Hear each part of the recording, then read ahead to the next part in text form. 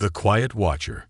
The sun cast its early morning rays over the glass facade of Highland Systems, a tech conglomerate known for its groundbreaking innovations and unparalleled market success. Its CEO, Alexander Hale, was a name recognized across the industry, but a face rarely seen in the halls of his own company. Today that changed, not as Alexander Hale, but as a quiet janitor. Dressed in a plain gray uniform and pushing a cleaning cart loaded with supplies, Alexander stepped into the grand lobby of Highland Systems. His disguise was meticulous. Scruffy work boots, a cap pulled low over his eyes, and a deliberate hunch in his posture. It had been months since he decided to adopt this secret role to observe the heart of his company. His reason wasn't whimsical. For years, anonymous employee feedback hinted at a toxic culture brewing under the surface. Formal surveys painted a picture of a company divided. Innovation on one side, internal dysfunction on the other. Yet from his penthouse office, Alexander couldn't see the rot. He decided it was time to strip away titles, to witness his company from the ground up. As he stepped into the elevator, a rush of thoughts filled his mind. The goal wasn't just to identify bad apples. It was to see how leadership, or the lack of it, had fostered an environment that allowed dysfunction to thrive. It wasn't about pointing fingers. It was about understanding the system that let issues fester. When the elevator doors opened on the 12th floor, the operations nerve center greeted him with a chaotic energy. Employees rushed between cubicles, coffee mugs in hand, avoiding eye contact as they moved purposefully. Alexander positioned his cart near the corner, taking his time to wipe down an already spotless glass partition. It was the perfect vantage point to observe without standing out. At the center of the floor stood Caleb Stanton, the director of operations. Caleb's reputation preceded him, known for delivering results, but also for his ruthless approach. His interactions were marked by cutting remarks and public reprimands. If whispers in the company were true, his ambition came at the expense of everyone around him. Jessica, Caleb's sharp voice rang out, pulling Alexander's attention. A young woman at a nearby desk jumped slightly before turning toward Caleb, clutching a report. "What's this mess? These numbers don't align with last quarter's projections." Jessica stammered, her voice barely above a whisper. "I double-checked the figures, sir. They reflect the market fluctuations we've been tracking. I don't want excuses. I want results." Caleb's voice rose, and Alexander noted how heads across the floor dipped in unison, employees pretending not to hear. "Redo it, and don't waste my time with mediocrity again." Alexander's jaw tightened. He continued wiping the glass, his reflection staring back at him. This wasn't leadership. This was bullying masked as efficiency. He scribbled a mental note. Caleb Stanton. Power dynamics. Fear-based tactics. The day continued with similar encounters. Alexander moved from floor to floor, from department to department, always blending into the background. He noticed the telltale signs of a strained workplace, stifled laughter in the break room, employees glancing over their shoulders mid-conversation, and an air of cautious politeness that barely concealed the tension. During lunch, Alexander took a seat in the break room corner, pretending to adjust the straps on his cart. Conversation swirled around him, snippets of discontent disguised as casual remarks. "I swear, if Caleb snaps at me one more time, I'm walking out," one man muttered to a colleague. "Didn't he push Sonia into quitting last month?" The colleague replied. "She was one of the best we had in finance." "It doesn't matter. As long as he keeps hitting targets, the board doesn't care how many people he burns through." Alexander's mind raced. The problem wasn't just Caleb. It was the culture that allowed such behavior to flourish unchecked. He made it his mission to uncover the depth of this toxicity before taking action. Later in the afternoon, Alexander was scrubbing scuff marks from a hallway floor when Caleb nearly bowled him over. "Watch it," Caleb barked, his tone dismissive, "and clean up that spill near the break room. It's been sitting there for hours."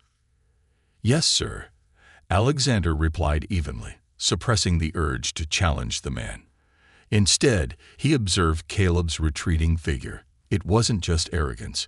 It was entitlement, the belief that people in subordinate roles were less deserving of respect. As the day wound down, Alexander returned to the janitor's closet, exhausted, not from the physical labor, but from the emotional weight of what he'd witnessed. He sat on a small stool, replaying the day's events in his mind. Highland Systems had been built on principles of innovation, collaboration, and respect. But somewhere along the way, those values had been overshadowed by profit margins and unchecked ambition. Alexander pulled out a small notebook he kept tucked in his cart, jotting down observations. Fear-based culture. No accountability for leadership. Talented employees feel undervalued. As he closed the notebook, a resolve began to form. This wasn't just about Caleb Stanton or a few bad behaviors. It was about reclaiming the identity of Highland Systems, starting with its leadership. The janitor's closet became Alexander's war room, a quiet space where plans were forming. He knew that fixing the culture would require more than speeches and memos. It would require action, transparency, and a reckoning with those who had abused their positions of power. Before leaving for the night, Alexander paused in the dimly lit hallway, staring up at the Highland Systems logo that adorned the lobby wall. It wasn't just a company. It was his legacy, and he would do whatever it took to ensure that legacy reflected the values he had built it upon. As he stepped into the cool evening air, Alexander Hale was no longer just an observer. He was a man with a mission to transform his company from the inside out, one floor at a time. A deeper look.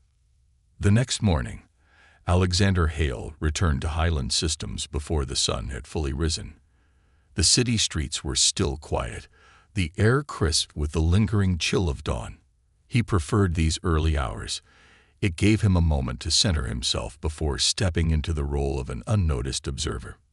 Dressed once again in his janitor's uniform, Alexander pushed his cleaning cart into the lobby. The building hummed with a faint energy as a few early risers trickled in, coffee cups in hand. He nodded to the security guard, who gave him a curt smile, and headed straight for the elevator. This time, he chose the finance department as his focus. From what he had overheard the day before, Caleb Stanton's reach extended here too, with whispers about employees feeling overworked and undervalued. Alexander needed to understand how deep the dysfunction ran. The elevator doors opened onto the 15th floor, revealing a starkly different environment from the chaotic operations hub. The finance department was quieter, almost eerily so, with rows of cubicles separated by glass walls that offered no privacy. Alexander noticed the employees hunched over their desks, their faces drawn with exhaustion even at this early hour. He positioned himself near a trash can at the edge of the room, deliberately choosing a spot where he could observe without drawing attention. Pulling out a rag, he began wiping down the edges of a nearby cubicle, his ears tuned to the conversations around him.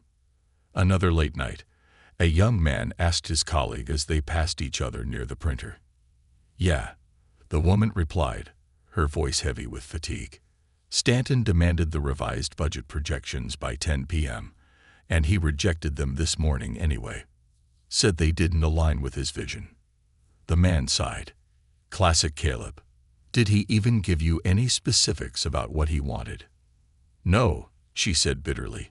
Just do better. It's like he gets some sick thrill out of making us guess. Alexander noted the exchange, his jaw tightening. The more he listened, the more he saw the pattern. Caleb's need for control, his unwillingness to provide clear guidance, and his tendency to use his subordinates as scapegoats for his own failings. He moved deeper into the department, pretending to clean the glass walls of a conference room while keeping an eye on a group gathered near the coffee station. Their body language was stiff, their voices hushed. Even in this informal setting, it was clear they were wary of being overheard. "Did you see the email Caleb sent last night?" One woman whispered, glancing nervously over her shoulder. "You mean the one where he blamed the entire department for missing projections?" Another replied, his tone sharp with frustration. "As if it's our fault, he keeps changing the targets." "It's not just that," A third chimed in. He kid the executive team. Now we all look incompetent. Alexander clenched the rag in his hand, his knuckles whitening. The systemic nature of the problem was becoming clearer. Caleb's behavior wasn't just toxic, it was actively undermining the morale and productivity of his team. But what struck Alexander most was the resignation in their voices. These weren't just isolated grievances. They were the voices of people who felt powerless to fight back. By midday, Alexander had shifted his attention to the tech department, located on the 10th floor. He had heard murmurs about issues there as well, and wanted to see for himself. As he entered the room, the atmosphere felt different, less tense, but no less strained. The tech team worked in near silence, their focus glued to their screens. Alexander began emptying trash bins, his movements slow and deliberate. He stopped near a desk where a young man with dark circles under his eyes was typing furiously. A second employee approached, holding a clipboard. "Raj," the second man said, his tone cautious. "Did you finish the server patch for the marketing team?" Raj didn't look up. "Yeah, it's done. But guess what?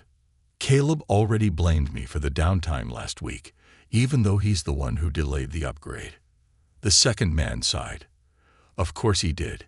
He's been doing this for years, throwing tech under the bus to cover his own screw-ups." Raj finally looked up, his frustration clear. "And we can't even report it. HR won't touch him because he's Stanton. Untouchable, right?" Alexander's heart sank. The story was the same no matter where he looked. An unchecked power dynamic that allowed Caleb Stanton to rule through fear and intimidation. But it wasn't just Caleb. The broader issue lay with the company's culture, one that prioritized results at any cost and turned a blind eye to the human toll. As the day progressed, Alexander continued his observations, this time focusing on the subtle behaviors of employees rather than their words. He noticed how they avoided eye contact when Caleb entered a room, how conversations died the moment he passed by, and how even the most confident employees seemed to shrink under his gaze. The fear was palpable, a silent thread weaving through every department. By late afternoon, Alexander found himself in the break room, sitting at a small table near the back. He was wiping down a surface when Sarah, the young woman he had seen berated by Caleb the previous day, entered. She looked around nervously before approaching him. "Excuse me," she said hesitantly, clutching a stack of papers. "I just wanted to say thank you." Alexander raised an eyebrow. "For what?" "For being kind," Sarah said, her voice barely above a whisper. "Most people don't even notice the janitors, but you've been different. It means a lot." Alexander smiled warmly. "Kindness doesn't cost anything," he said simply. Sarah hesitated, then lowered her voice. "You've probably noticed how things are around here. How people like Caleb treat everyone. It's not just the janitors. It's all of us. Sometimes it feels like no one cares." Alexander nodded, his expression serious. "I've noticed," he said, "and I'm sorry you've had to deal with that." Sarah gave a small, grateful smile. "Thanks for listening," she said before walking away, her shoulders slightly less tense than when she had entered. That evening, Alexander sat alone in his modest apartment, reviewing the notes he had jotted down throughout the day. Each observation painted a clearer picture of the systemic issues within Highland Systems. Lack of accountability for management. Fear-based leadership stifling creativity. HR's failure to address complaints. But amidst the negativity, there were glimmers of hope. Employees like Sarah and Raj, though beaten down, still showed resilience and a desire for change. Alexander realized that his role wasn't just to identify problems. It was to empower the people who had been silenced. As he closed his notebook and prepared for bed, Alexander made a decision. Tomorrow, he would take the first steps toward change. The quiet watcher was ready to act, not as Alexander Hale, the CEO, but as someone who understood the pain of his employees. Highland Systems was his company, and it was time to remind everyone, including himself, what it stood for. Seeds of change. The third day of Alexander Hale's quiet crusade began earlier than ever. Arriving before the first employees trickled into Highland Systems, he took a moment to stand in the empty lobby. The grandiose design, a blend of modern minimalism and corporate opulence, had always symbolized success to him. But now it felt hollow, a facade hiding the rot within. Clad in his now familiar janitor's uniform, Alexander pushed his cart into the service elevator, deciding to focus his attention on the sales department. Sales were the lifeblood of any company, and whispers from employees suggested that Caleb Stanton's toxic influence had infected this team as well. When the elevator doors opened, Alexander was greeted by an entirely different kind of energy. Unlike the finance department's quiet desperation or the tech team's resigned grumbling, the sales floor was loud, almost chaotic. Phones rang incessantly, voices rose and fell in heated conversations, and employees darted between cubicles. But even here, Alexander could sense the tension beneath the surface. He began cleaning near a row of desks, careful to keep his movements slow and deliberate. His unassuming presence made him invisible, a fly on the wall as the sales team went about their day. "Can you believe this?" a young man muttered to the colleague sitting across from him. He held up a piece of paper, his expression a mix of frustration and disbelief. "What now?" the woman replied, barely looking up from her screen.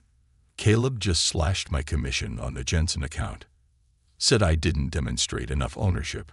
Are you kidding me? I closed that deal single-handedly." The woman snorted. "Welcome to the club. He pulled the same stunt on me last quarter. Took credit for the Morrison deal and told the board it was his initiative. I was so furious I almost quit." "Why didn't you?" the man asked. The woman sighed. "Because we both know it wouldn't change anything. Caleb has the board wrapped around his finger." Alexander clenched his jaw as he emptied the trash can beside them. Caleb's behavior wasn't just stifling creativity. It was actively driving talented employees to the brink of leaving. And yet, no one seemed willing to confront him. The fear ran too deep, the consequences too severe. As the morning wore on, Alexander moved to the far end of the sales floor, where a group of junior associates huddled around a small conference table. They were reviewing presentation slides, their expressions a mix of anxiety and determination. He lingered near the windows, pretending to clean the blinds while eavesdropping. "Does anyone know if Caleb's going to sit in on this pitch?" one of them asked nervously. "He said he might," another replied. "Which means he'll show up at the last minute, tear apart everything we've worked on, and then take credit if it goes well." The group groaned in unison, and Alexander's heart sank. These were fresh hires, bright and eager, yet already disillusioned by the culture they had entered. By midday, Alexander had seen enough. It was clear that Caleb's toxic influence extended far beyond the operations department.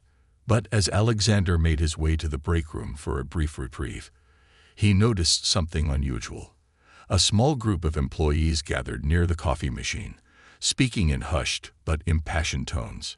Curious, he parked his cart nearby and began wiping down the counters. "This can't go on," one of the employees was saying. He was older, perhaps in his mid-40s, with a weary but determined look. "We can't keep letting Caleb bully everyone and get away with it." "What are we supposed to do, Greg?" a younger woman replied. "HR won't listen, and the board doesn't care as long as the numbers look good." "Maybe they'd care if they saw the damage he's doing," Greg said. "Someone needs to document this, collect evidence, show them what it's really like to work under him." The group fell silent, each of them exchanging nervous glances. Finally, one of them spoke up. "That's risky. If Caleb finds out." "He won't," Greg said firmly. "Not if we're smart about it."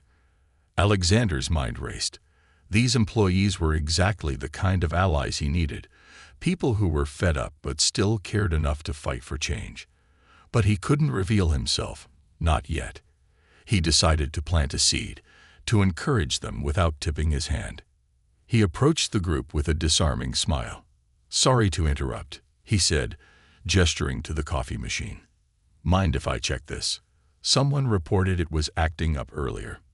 The employees stepped aside, their conversation halting as Alexander fiddled with the machine. After a moment, he glanced over his shoulder and said casually, "You know, in my experience, change often starts small. A few people standing up for what's right can make a big difference." The group exchanged uncertain glances. Greg, however, nodded thoughtfully. "Thanks." Jack," Alexander supplied, using the name he had adopted for his disguise. "Thanks, Jack," Greg said. "We'll keep that in mind." That afternoon, Alexander returned to the janitor's closet, his thoughts racing. He had spent weeks observing, listening, and taking notes, but now he felt the first stirrings of momentum. The employees he had encountered weren't just victims of a toxic culture, they were potential agents of change. They just needed someone to guide them. As he sat on the small stool in the cramped closet, Alexander began sketching out a plan. The first step was to expose Caleb's behavior in a way that the board couldn't ignore. But it wasn't enough to simply remove Caleb. The company's culture needed to change, and that required addressing the deeper issues that had allowed someone like Caleb to thrive in the first place. He made a list of priorities. Document evidence, encourage employees to share their stories, and gather concrete examples of Caleb's behavior. Empower allies, build a network of employees who were willing to stand up for change. Engage HR, identify sympathetic leaders within the HR department who could help push the initiative forward. Reinforce values, use his position as CEO to reestablish the core principles that Highland Systems had been built on. As the evening wore on, Alexander's resolve hardened. Tomorrow, he would begin laying the groundwork for the next phase of his plan. He wasn't just a quiet observer anymore. He was a man on a mission, determined to reclaim the soul of his company. Highland Systems would be a place of innovation, collaboration, and respect once again. And if Caleb Stanton, or anyone else, stood in the way, they would have to answer to Alexander Hale. For now, though, he was still Jack, the janitor with a mop and a plan. Exposing the fault lines. By the fourth day, Alexander Hale had fully embraced the dual roles he was playing. As Jack the janitor, he quietly navigated the corridors of Highland Systems, listening, observing, and occasionally nudging employees toward action.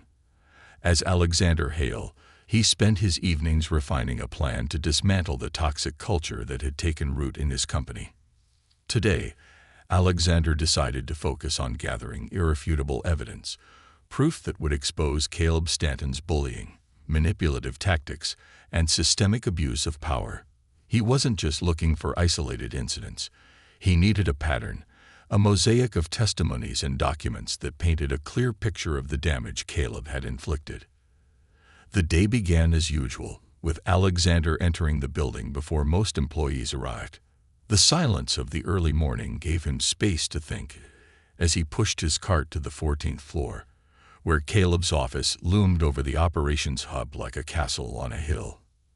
Alexander knew that confronting Caleb directly was not yet an option. Instead, he focused on a quieter form of rebellion, arming himself with the truth. His first stop was the IT department.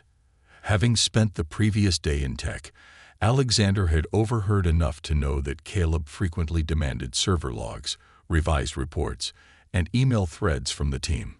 Raj, the young tech support specialist, had mentioned being blamed for server downtime caused by Caleb's poor decisions. Alexander decided it was time to dig deeper. "Morning," Alexander said casually as he approached Raj's desk, emptying the trash can nearby.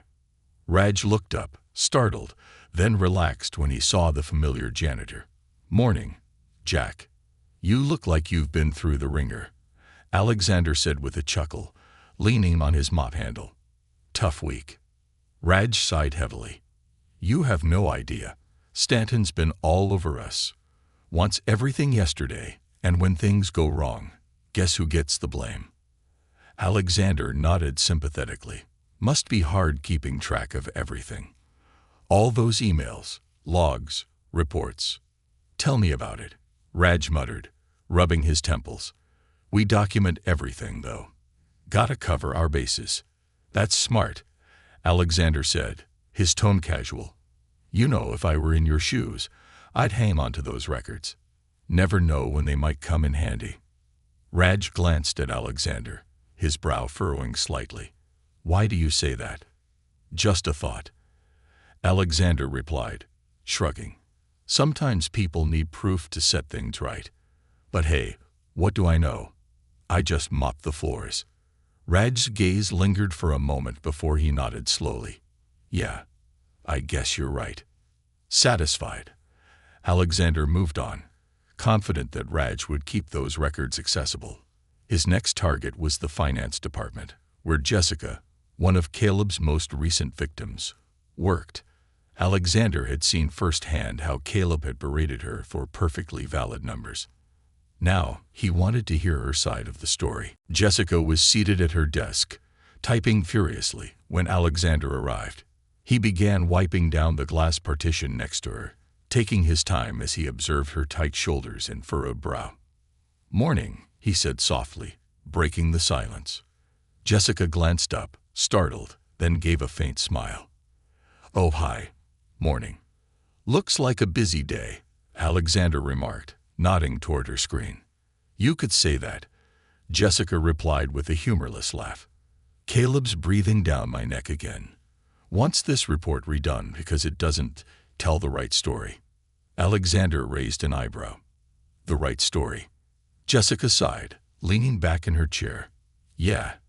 He doesn't like the actual numbers, so he wants me to adjust them to fit his narrative. It's unethical, but what choice do I have? You could document it, Alexander suggested, keeping his tone light. Save copies of the original and the revised versions. Might be useful someday. Jessica hesitated, her eyes narrowing slightly. Why are you so interested in this? Alexander smiled warmly. Let's just say I've seen a lot in my time here. Sometimes, the only way to fix a problem is to shine a light on it. Jessica stared at him for a moment before nodding slowly. I'll think about it. By midday, Alexander had spoken with several employees across departments, planting subtle suggestions and encouraging them to keep records of their interactions with Caleb. But he knew that evidence alone wouldn't be enough. To create lasting change, he needed to address the broader culture of fear and silence that had allowed Caleb to thrive. His next stop was the HR department. Alexander had already identified Lydia, the head of HR, as a potential ally. During a previous conversation, she had expressed frustration with the board's unwillingness to act on complaints against Caleb. Alexander decided it was time to test her resolve. Lydia's office was a small but tidy space tucked away on the 10th floor. Alexander knocked lightly on the open door as he entered, carrying a trash bag. Afternoon, he said with a friendly nod. Lydia glanced up from her computer, her eyes tired but alert. Afternoon. You're Jack, right? That's me, Alexander replied with a grin. Mind if I empty this? Go ahead, Lydia said, returning to her work. As Alexander replaced the trash bag, he said casually, You must hear a lot of complaints in your line of work. Lydia snorted softly. You could say that. Ever get tired of it? Alexander asked, his tone light. Lydia leaned back in her chair, folding her arms. Honestly, sometimes, especially when nothing comes of it. Some people are untouchable, like Caleb Stanton. Alexander ventured, watching her reaction. Lydia stiffened slightly, her expression guarded. I can't discuss specifics. Fair enough, Alexander said, straightening up. But for what it's worth, I've noticed a lot of good people here who feel like they're fighting a losing battle. Maybe they just need someone to fight for them. Lydia studied him for a long moment, her expression unreadable. Finally, she said softly, And what makes you think anyone can win that fight? Because sometimes all it takes is one person to start. Alexander replied, his voice steady. "You don't have to change the whole world, just your corner of it." As Alexander left the HR department, he felt a flicker of hope. Lydia wasn't openly on his side yet, but he could see the gears turning in her mind. She was a pragmatist, but she wasn't indifferent. If he could show her that change was possible, and that she wouldn't be alone, she might become a powerful ally. That evening, Alexander returned to his apartment, his notebook filled with detailed observations and potential leads.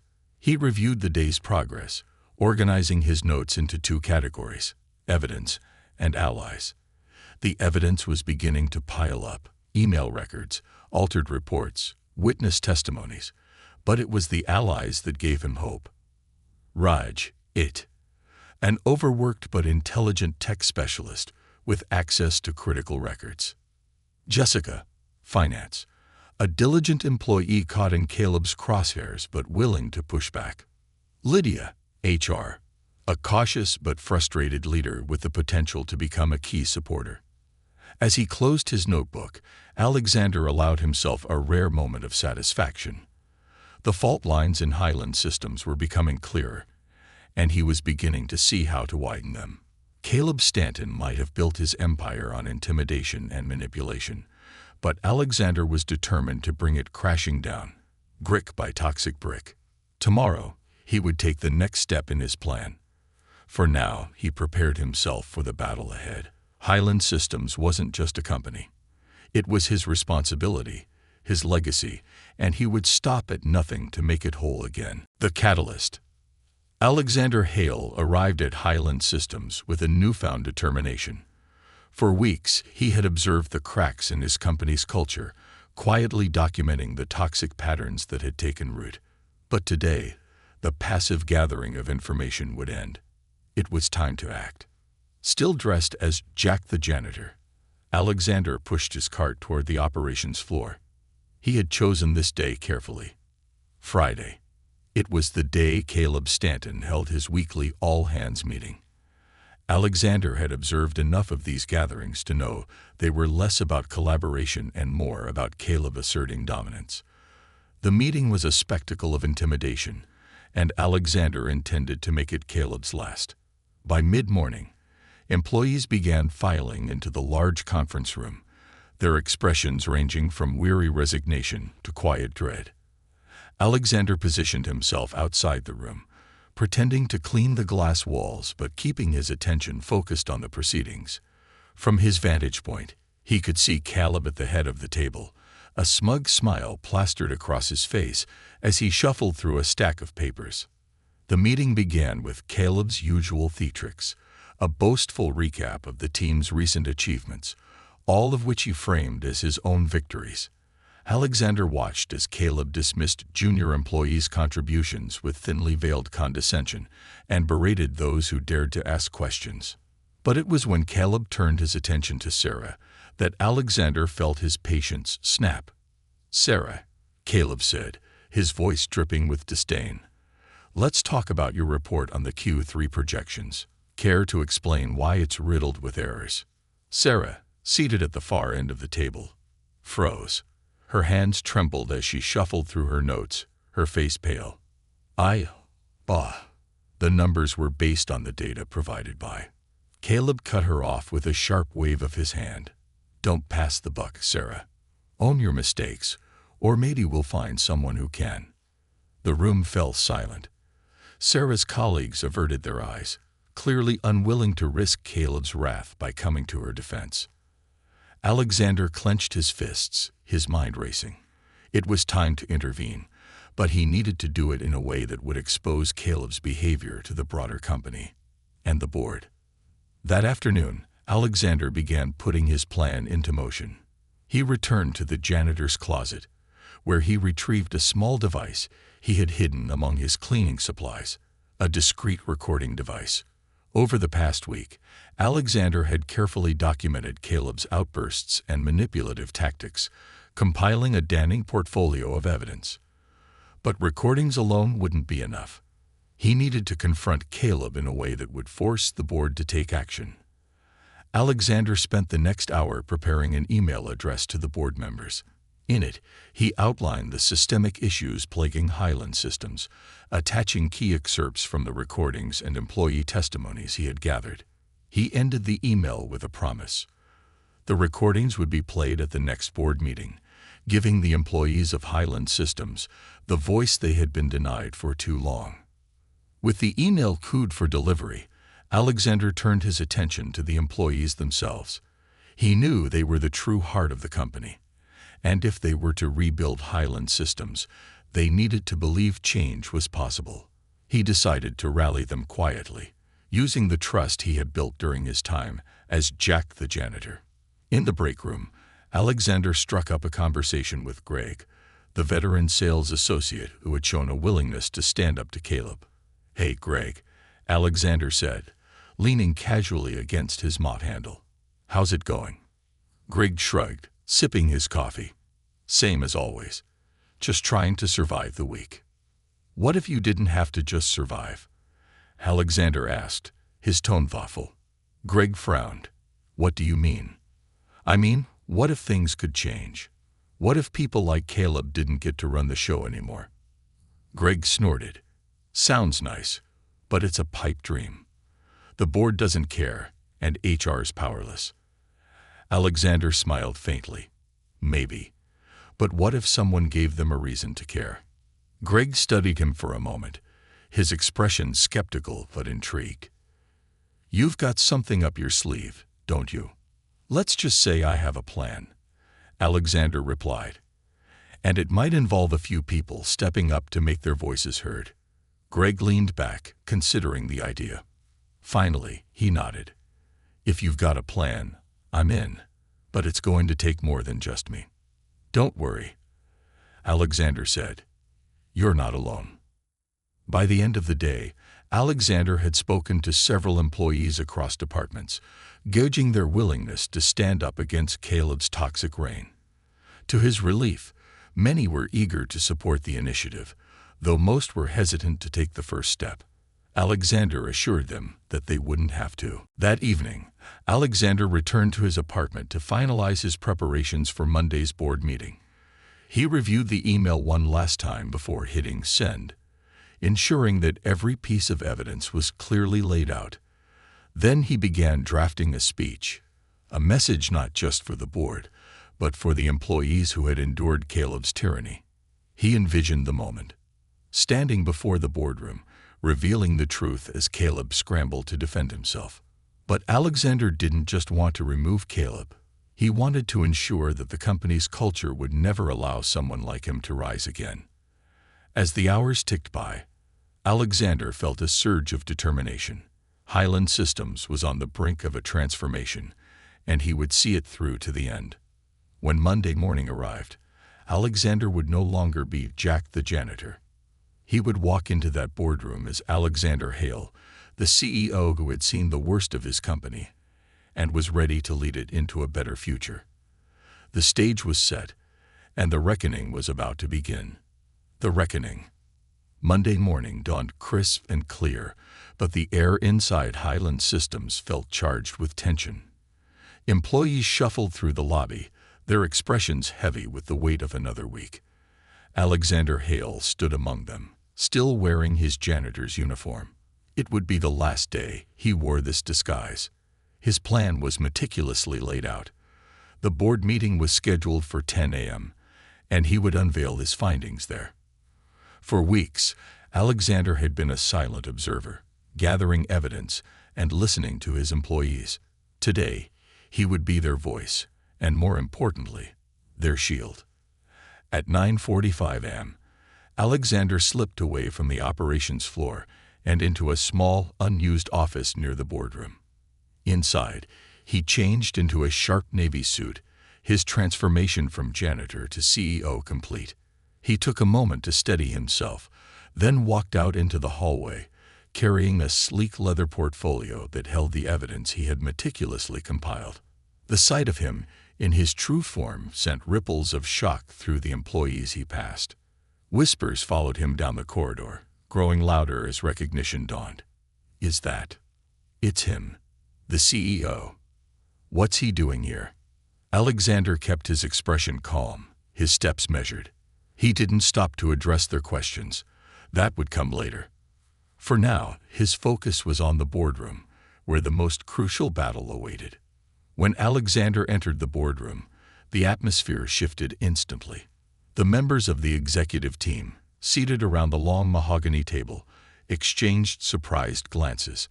At the head of the table sat Caleb Stanton, who froze mid-sentence, his self-assured smirk faltering as he registered Alexander's presence. "Mr. Hale," Caleb stammered, rising from his seat. "I wasn't aware you'd be joining us today." Alexander smiled faintly, his gaze sharp. "I thought it was time I attended one of these meetings. Please, don't let me interrupt." Caleb swallowed hard and sat back down, clearly uncomfortable. The other board members shifted in their seats, trying to gauge Alexander's mood. Once everyone settled, Alexander placed his portfolio on the table and stood at the head of the room. He scanned the faces before him, taking in the mix of curiosity, nervousness, and skepticism. "I've spent the past few weeks observing this company," Alexander began, his voice steady but commanding.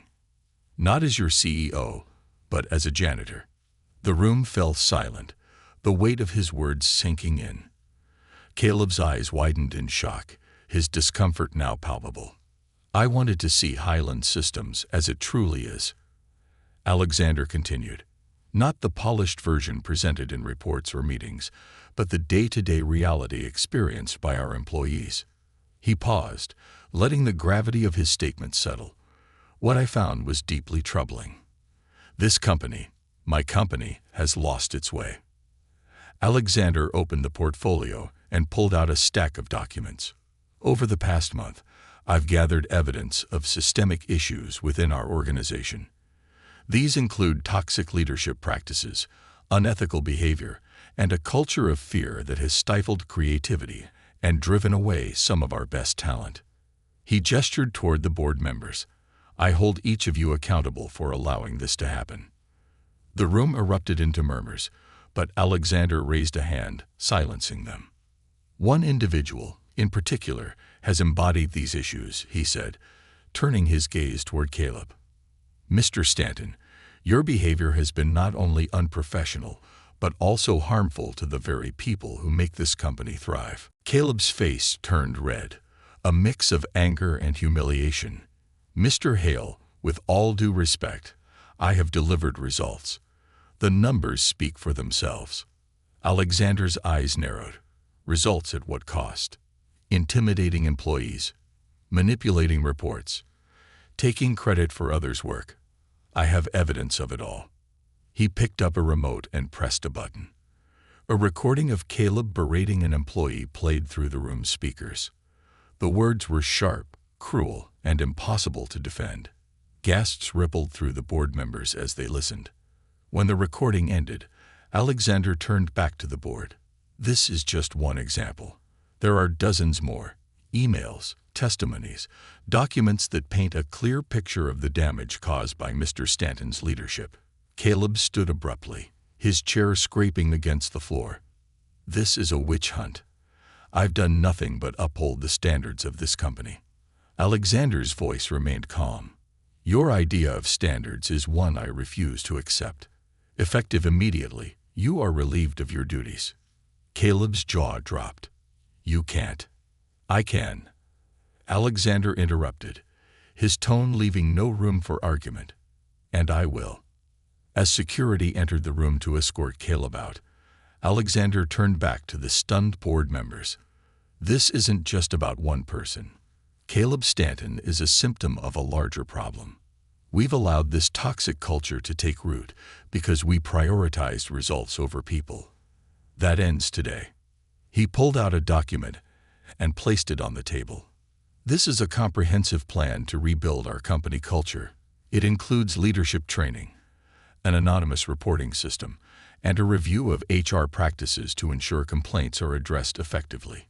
We will also be conducting an internal audit to identify and address systemic issues." The board members nodded slowly, the weight of Alexander's resolve pressing down on them. One of them, an older woman, spoke up. "Mr. Hale, I believe we've underestimated the severity of the problem. You have my full support." Alexander nodded, his gaze firm.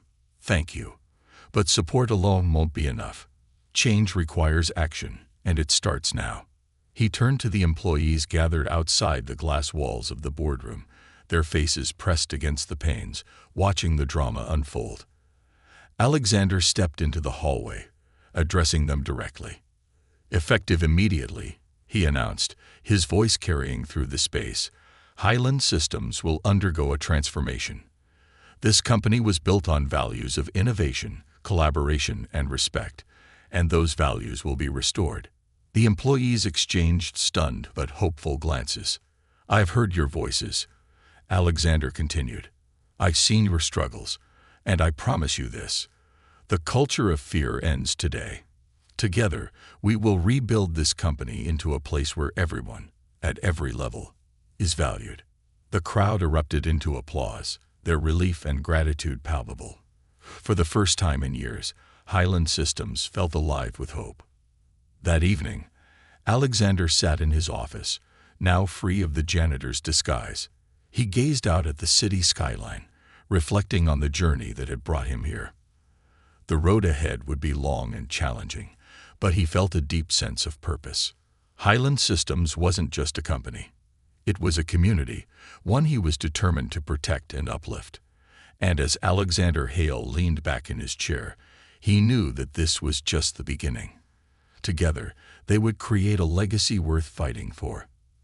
The applause that followed Alexander's announcement reverberated through the halls of Highland Systems. For many employees, it felt like the first crack of sunlight breaking through a long, oppressive storm. But Alexander knew that words alone wouldn't heal the wounds inflicted by years of toxic leadership. It was time for action, bold, decisive action.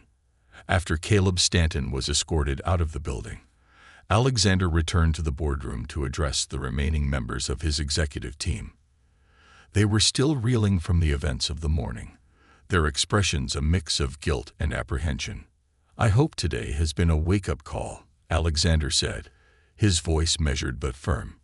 "This company will no longer tolerate behaviors that undermine our values. Moving forward, every leader in this room will be held accountable for fostering a culture of respect and collaboration." He leaned forward, his gaze sweeping the table. "I expect each of you to set the standard. If you cannot, I'll find someone who can." The weight of his words hung heavy in the air. One by one, the board members nodded, their expressions solemn. They had seen enough to understand that Alexander was serious. The days of unchecked power and unearned privilege were over. Alexander spent the rest of the day meeting with employees from every department. He listened to their concerns, their frustrations, and, for the first time in years, their hopes. His presence was no longer that of a shadowy figurehead, but a leader who was invested in their success. In the tech department, Raj approached him hesitantly. "Mr. Hale, I just wanted to thank you for everything. Most of us didn't think anyone cared." Alexander smiled, placing a hand on Raj's shoulder. "You're the backbone of this company, Raj. It's time we start treating you like it." In finance, Jessica handed him a folder containing the original and altered reports Caleb had forced her to revise. "I kept these, like you suggested," she said, her voice steady. "I want to help make things right." "You already have," Alexander replied, taking the folder with gratitude. In HR, Lydia met him with a mix of relief and determination. "I never thought I'd see the day," she admitted. "If you're serious about changing the culture, you'll have my full support." "I'm counting on it," Alexander said. "Together, we'll ensure this never happens again."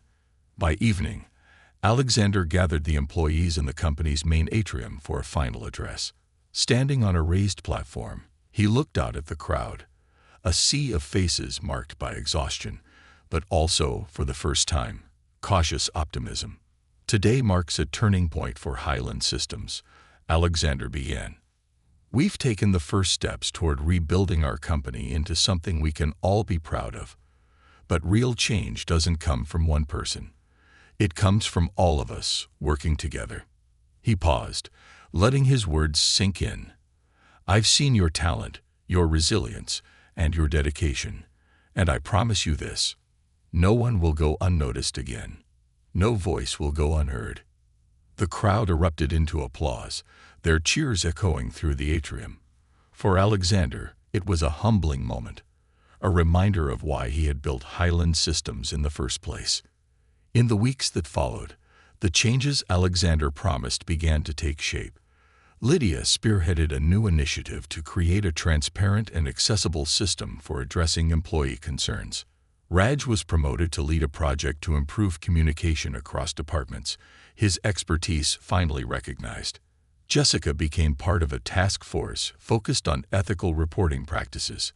Caleb Stanton's departure sent a clear message: no one, regardless of rank, was above the values of the company. Alexander, too, made changes. He spent more time walking the floors, speaking directly with employees, and ensuring the lessons he had learned as Jack the Janitor weren't forgotten. His presence became a source of reassurance, a reminder that the company's leadership was committed to building something better. Months later, Highland Systems was thriving, not just in profits, but in spirit. Employee satisfaction surveys showed dramatic improvements, and productivity soared as fear was replaced with trust and collaboration. The company had become a place where people wanted to work, where their voices mattered, and where their contributions were valued. One evening, as Alexander stood in the lobby, he watched employees leaving for the day. They were laughing, chatting, their energy a far cry from the drained, defeated figures he had observed just months earlier. As the last few employees filed out, Sarah approached him. "Mr. Hale," she said, her voice soft but confident, "I just wanted to say thank you for everything." Alexander smiled, his heart full. "Thank you, Sarah. You and everyone else here. You're the reason we did this." As the building emptied and silence fell over the halls, Alexander stood alone, gazing at the Highland Systems logo. It wasn't just a name. It was a promise, a legacy he had fought to protect and rebuild. The quiet observer had become the catalyst for change, and Highland Systems was stronger for it. But Alexander knew the work wasn't over. True leadership, he realized, wasn't about standing above others. It was about standing with them. And that was a lesson he would never forget.